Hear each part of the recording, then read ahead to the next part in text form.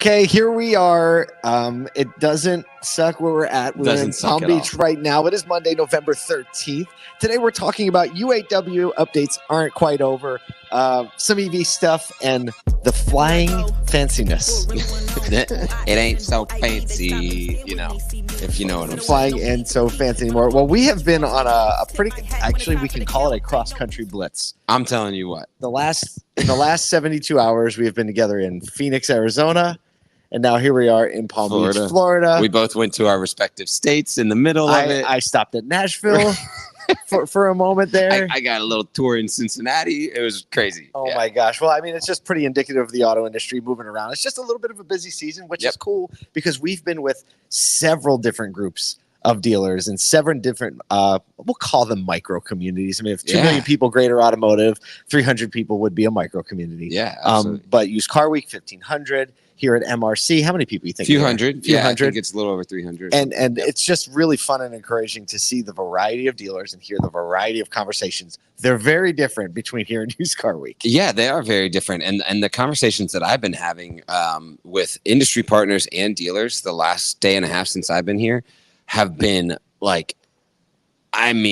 nerdy data and the things that people are trying right now here at MRC are things that 3 years ago if you would have told someone this group of people is trying this or is about to try this, no one would have believed you. Yeah. And so it's really encouraging. And then, just some of the insights on the way that the industry is, because kind of like marketers see things typically a little bit before they happen. Yep. In the showroom because of the traffic and things like that. It's been really cool to grab those insights. Well, we want to thank Brian Pasch and Glenn Pasch and PCG for inviting us out and having us be a part of the event. Always great to be with them and the community they built here. It's a real community. And we just saw some amazing keynotes yesterday. Alan Crutch from Fuse, literally full professional. I would say he blew the doors off the place, but it was so low key. His manner of it's literally, you feel like you're at a dinner conversation. Yeah, and every few minutes he just gives you this little levity, and everybody in the room laughs. Yeah, masterclass. The thing that I loved about his conversation, I want to talk about a minute, is, I've said in the past, people, process, technology, and then he said environment, where people are at, and I never thought of it that deeply. The way that your people are engaged in the space that they're working in actually means a lot to their ability to serve customers. Yeah. And so I'm glad he challenged the room with that. He did. And, it's a constant, as an entrepreneur, having, experience across a lot of businesses, right? You and I have had the experience of seeing that played out and understand the legit fight that it is every day to try your best in the midst of the hustle and bustle to provide a place where your people understand what's going on and feel like they're firing in the right direction. And it's not always it's like a professional football league. Yes. It's not always a winning scenario. No, not at all. Yeah. Sometimes you win, sometimes you lose. And the margin between winning and losing is often this much. Like when you have games where the Jets can beat the Eagles. Yeah. Right? Why? Because they're both pro ball teams. Exactly. Right? And so sometimes the margin between people feeling like they're in an environment where they can run or in an environment where they have some hindrances is like this. So it got me yesterday. And I was like, it's truth, man. It's the truth. We have some news to talk about today. First, we have another webinar coming up Thursday. This one's going to be dialed in. Zach Hendricks with Invoca talking about revolutionizing phone call management. And if you don't know what Invoca is doing or you don't know who Zach Hendricks is, you're definitely going to want to check it out. You can go to asotu.com right now, scroll down just a little bit, register for the webinar. If you can't make it live, you can watch the recording after that. But Zach is so smart. The first time I met Zach, well, I don't have time for the story, but the first time I met Zach, I was just like, this guy is thinking at a different level, and he brings that to every company that he's been with that I've known him with, and so I can't wait to share with him. And this is, as a reminder, our quick shot webinar, so 20, 30 minutes, you're in and you're out. You wish it was actually longer, which is the best way to leave a webinar. Yeah. Because you know how usually we leave a webinar? tired, exhausted, at least annoyed. 20 minutes in where it's on in the background noise and you're desking deals and you're answering other things. Not that It's kind of full webinar. Charlie So hope you join us on Thursday for that. Let's get into some news. So here, we don't have the trigger pads with us today, but if we did, UAW Nathan, update. hit the UAW update. And Nathan on the production side is like, I got your back. In a potential turn of events, Ford's Kentucky production workers voted against the proposed UAW contract, while the skilled production or the skilled trade workers voted for it. So production line workers voted against it. Skilled labor voted for it. So 55% of their production workers voted against it, while 69% of the skilled workers voted for it. So if you're following the math, you add all those together, we're assuming there are more production workers than skilled workers. It's feeling a little bit too close. This vote casting doubt on the ability for the UAW to actually get the contract ratified and get us out of this whole mess we've been in for the last few months here. So far, overall, 71% of the votes across Ford have gone toward ratifying the contract. However, there's always a however, right? However, the Dearborn, Michigan truck plant has yet to vote, and some of the other really big votes. So I don't know. It's feeling like a lot of news drama. This is like the South Dakota votes are in, but the Virginia, Florida, and California votes aren't in yet. You know what I mean? That's kind of where we're at right now. So not that extreme, but yes, yeah, it's not that extreme. It's a great everything's in, but we have to hear from them. So I don't think all hope is lost, but it is. I'm surprised at how separated it is, and that there isn't that much of there's not like just wholesale adoption, because by the UAW standards they kind of won. Yeah. And so like there's still this maybe not. So we'll keep you updated on it. There's not much to talk about other than it's an interesting fact of like what's happening so far. It is. Going on to another interesting story here about a company called Foxconn. You may or may not know them. They're a part of your regular life because they are the manufacturing company that Apple uses to manufacture iPhones. So they basically are aiming to reshape the EV manufacturing. We've heard a little bit about this, but there's a Foxconn affiliate led by a guy named Jack Cheng, who is looking to implement an outsourcing model to EV production that he believes can significantly lower EV production costs, like they did with phones, like they did with laptops, like they did with PS5s. So his strategy involves outsourcing production, contrasting with what the usual thing is like one company stamping out parts, right? Making everything in one place. He's like, no. We understand how to get other people to do it and all come together. So there's been some other expansions in the EV space that you may or may not know of. Tesla, their supplier for Tesla. They also manufactured Lordstown Motors vehicles before Lordstown went bankrupt. They were running the assembly plant in Ohio. They also have a lot of capacity across India, facilities already up and running. Asia, India, they have this one in Ohio. And so basically, Cheng points out the disparity in pricing, right, between Chinese EVs and used EVs. And he says, and he quotes, "The world is wasting too much time tooling the same parts and losing money. It doesn't make sense. What I learned in China over the last 20 years, I can replicate that." Look, here's the thing. Sounds like confidence. Here's the thing.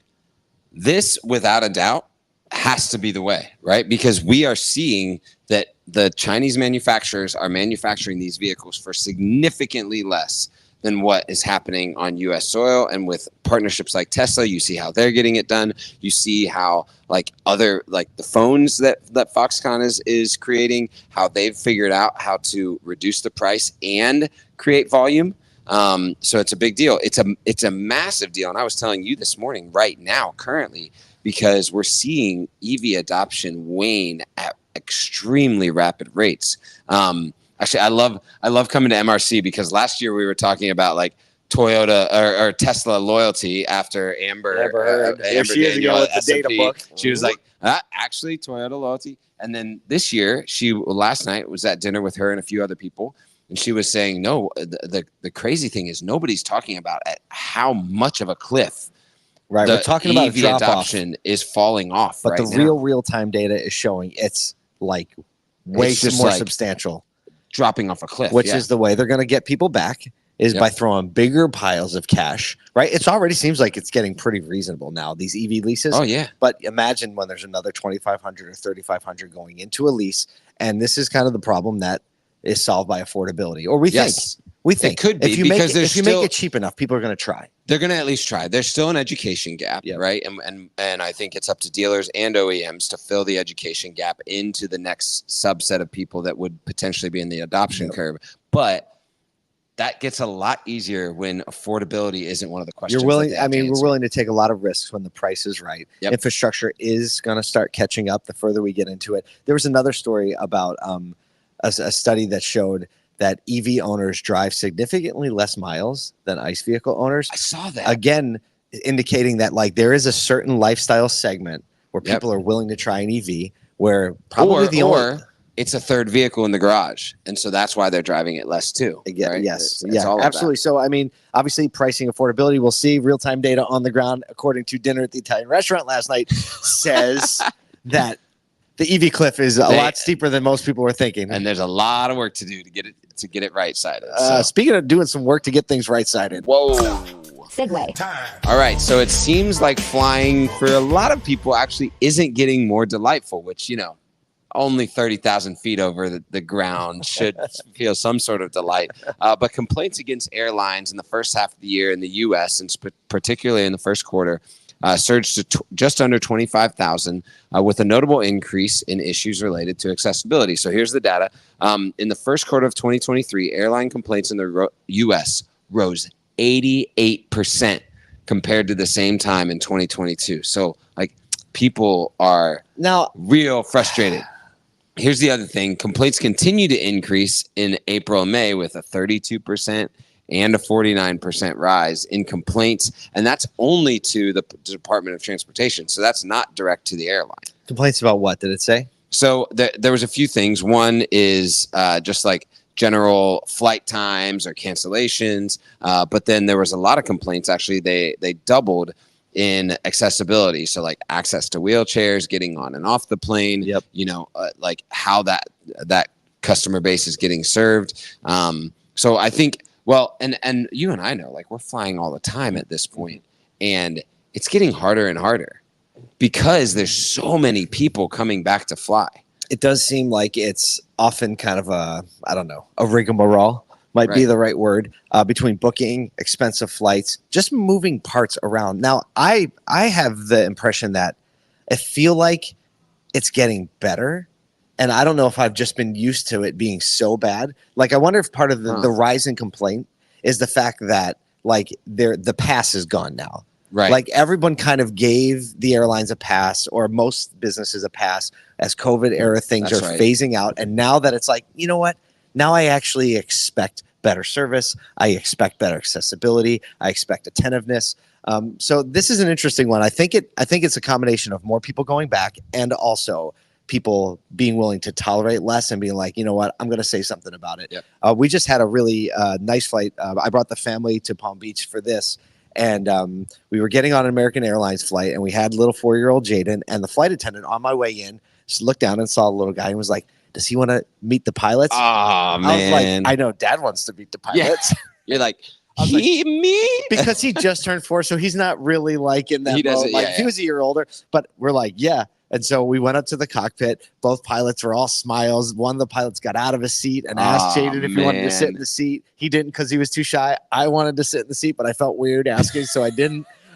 But then we just got this beautiful little picture. I posted it on LinkedIn of Jaden being all shy and 2 pilots just smiling. And I felt like there was some magic back in flying for a minute. Well, I will say, like, and historically Southwest has been known for their flight attendants having kind of that kind of joking personality about them. Yeah. But I'm starting to notice that I sit in the exit row a lot. Like I got long legs, and I'm starting to even notice that they come forward and they're like, hey, y'all, you're in an exit row. You sure you're going to take care of this? And they just kind of, so I appreciate there's a lot of flight attendants in other, so, it's anecdotal. Like, at this point, obviously there's more, but the anecdotal evidence in our state is there's really, it's good to fly and it's fun to fly. But hey, this points to, you can never be satisfied for listening to your customer and serving them in the greatest way, having radical hospitality at every single move,